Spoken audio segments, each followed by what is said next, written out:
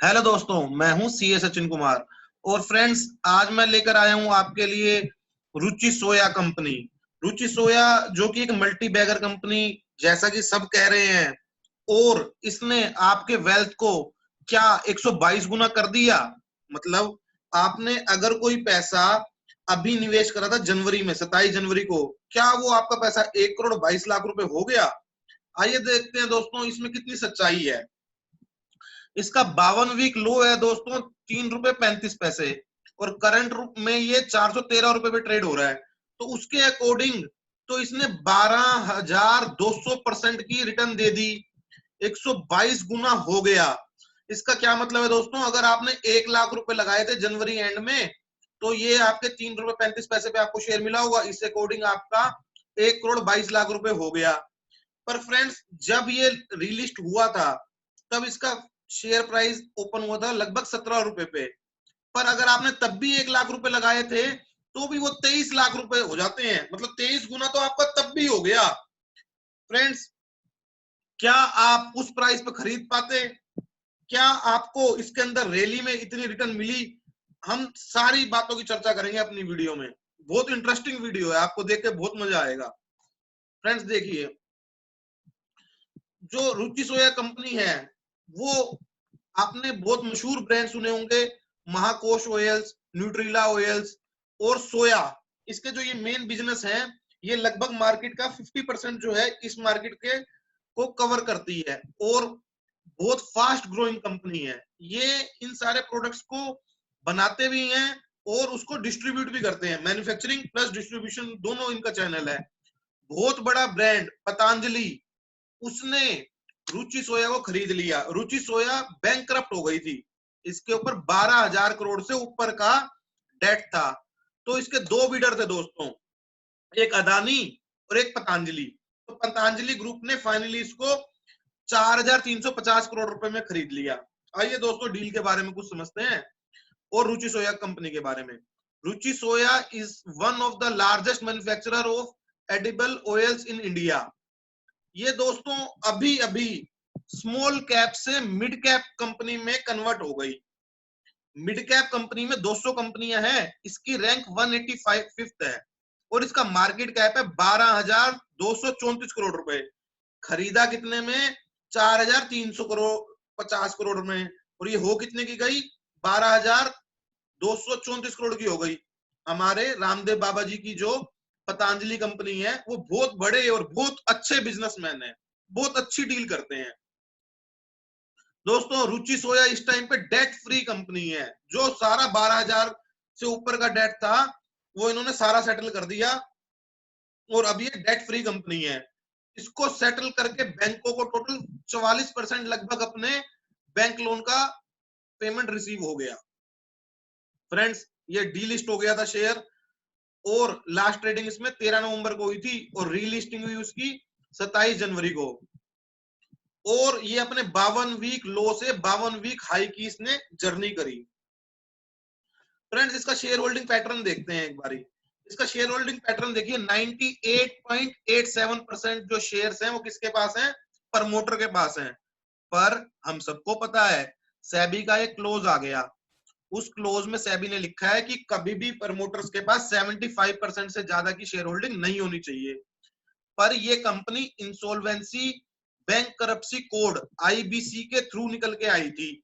तो उसके अंदर इसको रुचि सोया को एक स्पेशल एग्जम्पशन के अंदर ये छूट दी गई कि प्रमोटर की जो शेयर होल्डिंग है वो ज्यादा भी हो सकती है। पर हमारे पतंजलि ग्रुप में ये अनाउंस करा कि हम 2 साल के अंदर अपनी शेयर होल्डिंग को कम कर लेंगे, और लगभग 75% के जो क्लोज है उसमें ले आएंगे। दोस्तों, जिस दिन ये रिलिस्ट हुआ था उस दिन 407% का ये प्रॉफिट दिखा रहा है। मतलब लगभग 4 गुना ऊपर हुआ था ये रिलिस्ट। देखते हैं हम कि किसको क्या फायदा हुआ था, कितना फायदा हुआ था, क्या घाटा हुआ था। फ्रेंड्स, इसके अंदर जब पतंजलि ने रुचि सोयल को परचेज करा तो कैपिटल रिडक्शन का क्लोज रखा। क्या क्लोज रखा दोस्तों? कैपिटल रिडक्शन का 1:100 में। 1:100 में। मतलब अगर किसी के पास 100 शेयर है तो उसको 1 शेयर मिलेगा। आपके पास 1000 शेयर थे तो आपको 10 शेयर मिलेंगे।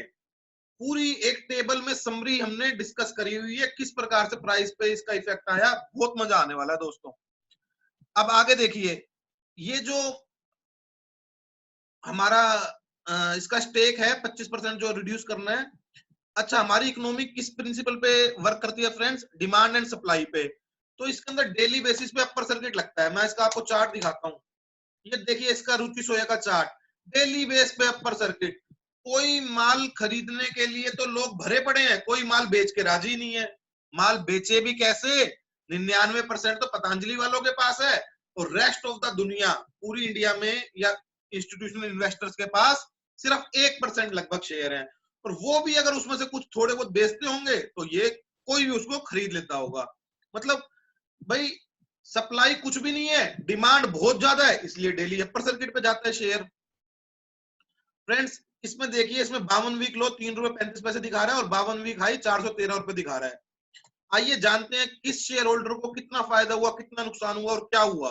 ये एक टेबल के माध्यम से आप समझने की कोशिश कीजिए। अगर कोई पहले रिडक्शन से पहले का कोई ओल्ड शेयर होल्डर है, हम उसकी बात कर रहे हैं। जिस दिन ये डीलिस्ट हुआ उस दिन इसका प्राइस 3 रुपए 35 पैसे था, और मान लीजिए उसने 10,000 क्वांटिटी इसी दिन पे खरीदी, तो उसने कितने पैसे लगाए दोस्तों? 33,500 रुपए उसने इन्वेस्ट करे। अब जिसके पास 100 शेयर थे उसके पास 1 शेयर हो गया, मतलब अपने शेयर्स को आप 100 से डिवाइड कर लीजिए।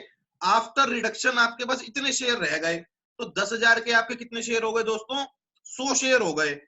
अब मान लीजिए उसका प्राइस उसी दिन उतने पे ही ओपन होता तो आपके 335 रुपए हो जाते। पर वो जो 400% गेन दिखा रहे हैं, मतलब 17 रुपए पे ओपन हुआ, पर आपके शेयर 10,000 से 100 रह गए। तो आपके 100 शेयर 17 रुपए के प्राइस पे जिस पे ये ओपन हुआ, तो कितने रुपए हो गए उस दिन आपके? 1700 रुपए हो गए। मतलब आपको 400% का फायदा तो नहीं हुआ ना ओल्ड वालों को। नए वालों की बात हम बाद में करेंगे। ओल्ड वालों को तो अभी 1700 रुपए हुए, 33,500 लगाए थे, 1700 रुपए है अभी उसकी टोटल वैल्यू। अगर इसकी शेयर की वैल्यू इफ लगाया दोस्तों 335 रुपए हो जाती है, तो आपके पास शेयर कितने हैं? 100। तो आपके कितने पैसे हो गए? 33,500 रुपए। तब आप ब्रेक इवन पे आए। मतलब अगर आपके ब्रेक इवन पे आपको आना है तो शेयर का प्राइस कितना होना चाहिए? आफ्टर ओपनिंग, आफ्टर रिडक्शन 335 रुपए। करंट वैल्यू कितनी है दोस्तों? 413 रुपए। तो अगर मैं मान के चलता हूं आपने सबसे लो पे खरीदा था, तो अब आपके शेयर की वैल्यू कितनी है? 41,300 रुपए। मतलब आपको तो मार्जिनली ही फायदा हुआ, वो भी तब जब आपने लो पे खरीदा था। ऐसा भी तो हो सकता है किसी ने 10 रुपए पे खरीदा हो, किसी ने 20 रुपए पे खरीदा हो। उसका एग्जांपल दोस्तों हमने दूसरी टेबल में लिया है। और लेट सपोज आपने फ्रेश परचेज किया था 17 रुपए का और 10,000 शेयर खरीदे थे, मतलब आपकी इन्वेस्टमेंट कितनी थी? 1,70,000 की थी। तो करंट वैल्यू 413 रुपए के हिसाब से आपके 41,30,000 रुपए हो जाते हैं। फ्रेंड्स, इस टेबल में समझिए, ये आफ्टर कैपिटल रिकंस्ट्रक्शन है और ये बिफोर है। अगर आपके पास पहले का ये जो शेयर था, ये 10 रुपए पे खरीदा हुआ था या 30 रुपए पे खरीदा हुआ था, तो इस शेयर का ब्रेक इवन कब आता है दोस्तों? जब इसका प्राइस 1,000 हो जाता है या 3,000 हो जाता है। और अगर आपने सबसे लो पे खरीदा था तो 335 रुपए पे, तो आपका ब्रेक इवन आता है। अब आप देखिए, इसकी करंट वैल्यू कितनी है? 413 रुपए। पर जब ये रिकंस्ट्रक्शन के बाद ओपन हुआ तो क्या 303 रुपए 35 पैसे पे हुआ था? नहीं। तो ये जो 12,200% की रिटर्न है, ये फेक है, ये गलत है, क्योंकि इस पे तो कोई खरीद नहीं पाया होगा। और मैंने ये मान लिया, जब ये 17 रुपए पे लगभग ओपन हुआ था, आपने उस दिन इसको खरीद लिया था, तो आपकी वैल्यू, करंट वैल्यू कितनी है? 413 रुपए। तो आपको 2,330% की रिटर्न आई, मतलब आपका पैसा 23 गुना हो गया, अगर आपने इसको जब ये रिडक्शन के बाद उसी दिन खरीद लिया था जिस दिन ये ओपन हुआ तो। पर जो और पुराने वाला शेयर होल्डर था दोस्तों, वो तो अब भी थोड़े से ही प्रॉफिट में है। उसका पैसा तो अभी भी 1.25 गुना हुआ है, अगर उसने लोएस्ट पे खरीदा था तो। मान लीजिए किसी की परचेज प्राइस 10 रुपए थी, तो उसका 1/100 हो गए शेयर, या मैं प्राइस को 100 से मल्टीप्लाई कर लूं, तो वो अभी भी दोस्तों लॉस में है।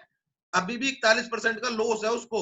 और अगर उसने पहले वाला शेयर 30 रुपए में खरीदा हुआ था, तो अभी भी वो 86% लॉस में है दोस्तों, कोई फायदे में नहीं है। जो नए वाला है वही फायदे में है। और शेयर में ट्रेडिंग की क्या वॉल्यूम इतना कम है कि लोगों ने इतनी रिटर्न कैसे कमाई होगी, कैसे लोग इतने इसके अंदर वेल्थ जनरेट करी होगी, बहुत मुश्किल है दोस्तों। अगर आपको फ्रेंड्स इंफॉर्मेशन अच्छी लगी हो तो लाइक करें, शेयर करें, सब्सक्राइब करें। नमस्कार दोस्तों।